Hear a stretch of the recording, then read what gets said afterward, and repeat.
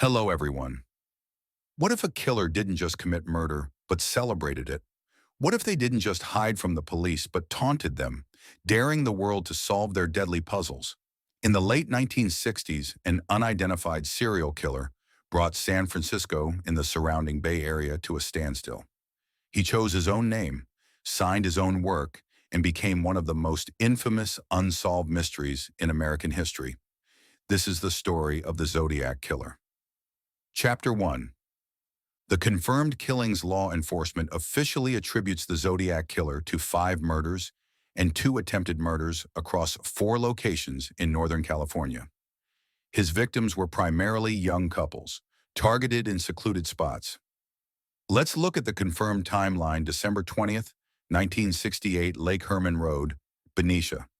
The first known victims were high school students David Faraday, 17, and Betty Lou Jensen, 16. They were parked on a remote lover's lane when the killer approached and shot them both dead.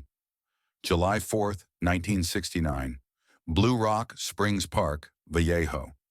7 months later, the killer struck again, shooting Darlene Ferrin, 22, and seriously wounding Michael Mageau, 19. Crucial detail. Just 40 minutes after this attack, a man called the police to claim responsibility for both the 1968 and 1969 shootings. The Zodiac had officially announced himself.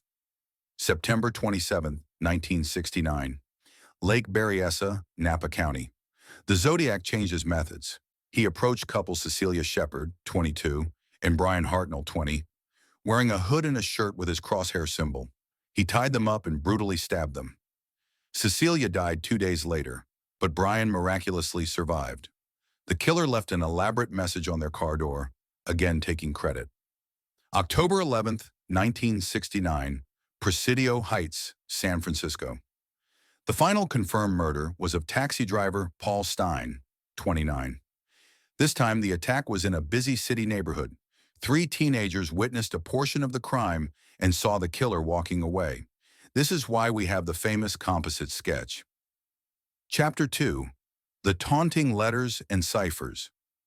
What makes the Zodiac case unique is not just the murders, but the killer's communication. The Zodiac sent a series of taunting, rambling, and misspelled letters to local newspapers like the San Francisco Chronicle, often beginning with the phrase, "This is the Zodiac speaking." He provided intimate details of the crimes, proving he was the killer, and demanded his letters be printed or he would commit more murders. He included ciphers or cryptograms. These were coded messages the killer claimed would reveal his identity. The Z408 cipher sent. Shortly after the first 2 attacks, this 408 symbol cipher was actually cracked by a school teacher and his wife. The decoded message. The message revealed the killer's twisted motive. He was collecting slaves for the afterlife, but it did not reveal his name. The Z340 cipher sent later, this 340-character cipher remained unsolved for 51 years until an international team of amateur codebreakers finally cracked it in 2020. The message. It contained another chilling statement. "I hope you are having lots of fun in trying to catch me. I am not afraid of the gas chamber because it will send me to paradise all the sooner." The Zodiac continued sending letters, though less frequently, until 1974, when he suddenly stopped. Chapter 3. The Suspects and the Mystery. He case generated thousands of suspects, but one name has dominated the conversation for decades: Arthur Lee Allen. The case for Allen. He was a former school teacher and convicted child molester who lived in Vallejo and was questioned early on. He owned a brand of watch with the Zodiac symbol, and a search of his home revealed knives, bomb-making materials, and a typewriter with the same type size as the killer's letters. The case against Allen. Crucially, his fingerprints and handwriting did not match the evidence found on the Zodiac's letters and scenes. DNA testing in the 2000s, though inconclusive, also failed to definitively link him. Allen died in 1992, never having been charged with the crimes. The confirmed attacks happened over a very brief period, just 10 months before the killer seemingly vanished, leaving behind only his chilling letters and the unsolved symbol of a circle with a cross. Conclusion.